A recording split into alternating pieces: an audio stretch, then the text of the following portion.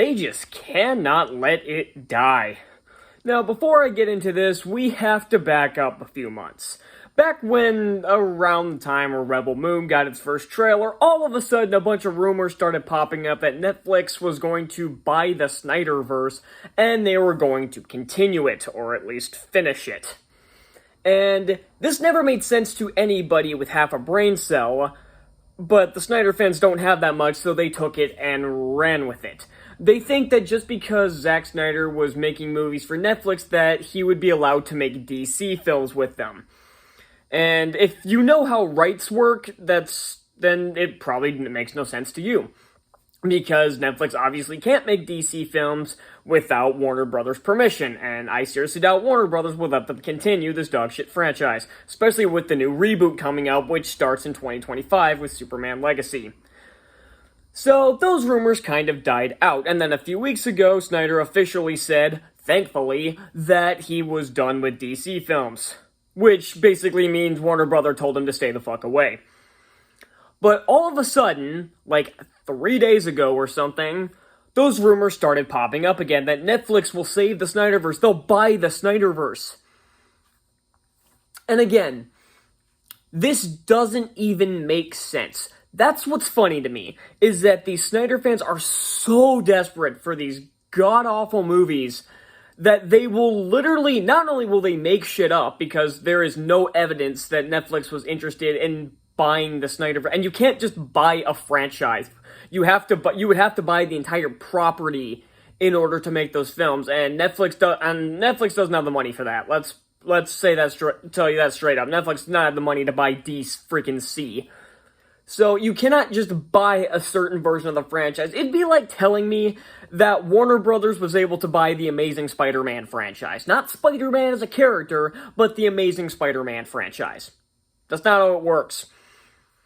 Or if you're telling me that, let's say if Fox wanted to buy the Tim Burton Batman series. That's not how it works. They can't just buy that franchise and continue it. That will result in frivolous lawsuits, let me tell you, because they are not allowed to make it, because that's not how rights work. And the reason, and usually this would be a non-story, like, oh, yay, they're making shit up. But the simple fact that the Snyder fans are so desperate that they actually believe this, they suspend their disbelief so hard because they're so desperate to have this garbage franchise back. That's how desperate and pathetic these fans are. And I have no problem just absolutely clowning on these fans, because them, including regular DC fans, actually, I've seen plenty of them, are some of the most toxic, entitled, pathetic, whiny pieces of shit on the internet. They're the equivalent of the Percy Jackson fans, there are just less of them. Because people are starting to wake up and realize, oh yeah, those movies were dog shit, but there are still people that unironically think Batman v Superman is a good movie, or worse, they think it's a cinematic masterpiece that people just don't understand. Hell, Zack Snyder does the same thing. He just says, oh, they just don't understand my movies. Yeah, we don't understand your movies, they don't make any fucking sense. That's the problem. It's not us, we don't understand, it's not that we don't understand your movies, it's that you don't understand your own goddamn film.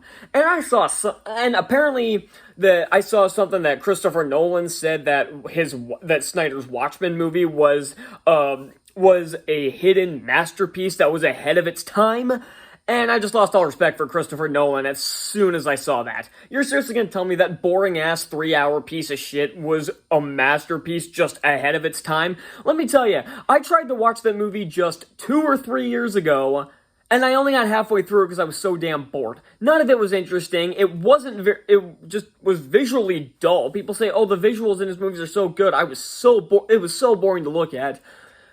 And he did not understand the comics even in the slightest bit, which would continue with his Batman and Superman films, because he just doesn't understand the comics. None of these characters are like the comics, and he knows it, and he doesn't fucking care, because he just wanted his shitty edgelord fanfiction, and that's all his fans want too, because DC fans don't want this shit. I've talked to non-toxic real DC fans, and they straight up tell me that they hate Snyder's bullshit. They're sick of his crap, and they want to...